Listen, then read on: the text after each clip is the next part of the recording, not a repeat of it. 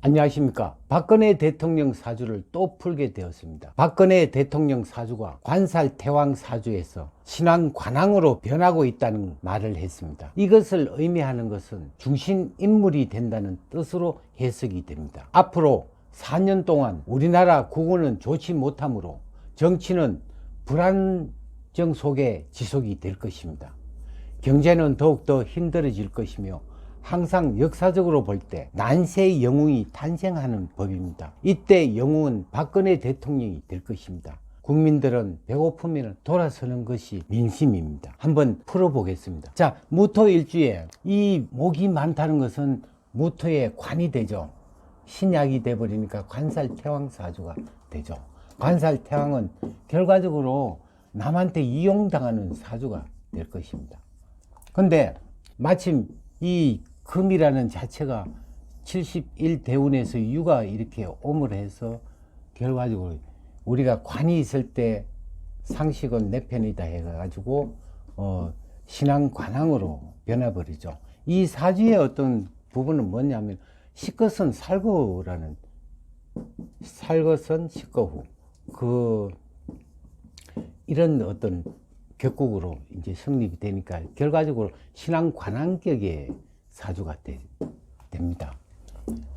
그래서 이제 신앙 관왕은 많은 사람들을 인도해야 되고 지도자가 되고 그 다음에 이제 통솔력이 있고 지구력이 있고 인내력이 있고 이런 어떤 사주로 변해버리죠.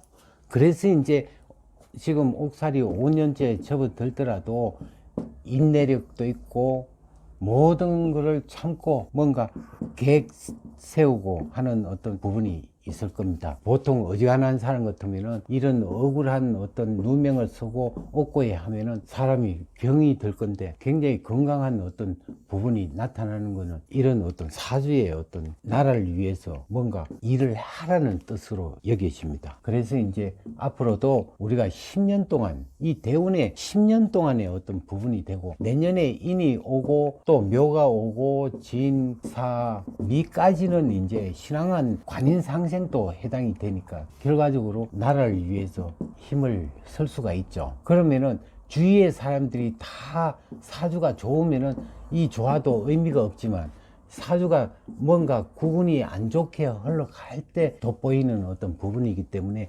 결과적으로 영웅이라는 자체는 어려울 때 나타나서 평정을 시키고 난 뒤에는 우리가 나라가 잘 살게 되면은 결과적으로 떠나는 게 이제 영웅의 어떤 결과가 되겠죠. 앞으로 5년 동안 굉장히 이제 경제가 기울어지고 힘들고 하면은 국민들은 배고파 못 살겠다 죽기 전에 정권을 바뀌는 어떤 그런 부분을 얘기를 하겠죠. 항상 운이 좋으면은 내 탓이요, 운이 나쁘면 조상 탓이라고 얘기하는 것처럼 우리가 이 경제가 나빠지고 하면은 전부 다 대통령을 이제 욕을 하게끔 돼 있는 어떤 부분이기 때문에 결과적으로 경제를 생각하지 않는 대통령은 우리가 존재할 수가 없는 부분이기 때문에 앞으로 그 운은 이제 국운에 의해서 이제 흘러가기 때문에 우리 국민들도 이제 앞으로 5년 동안 굉장히 허리띠를 쪼라매고 이렇게 해야 될 부분이 있을 겁니다.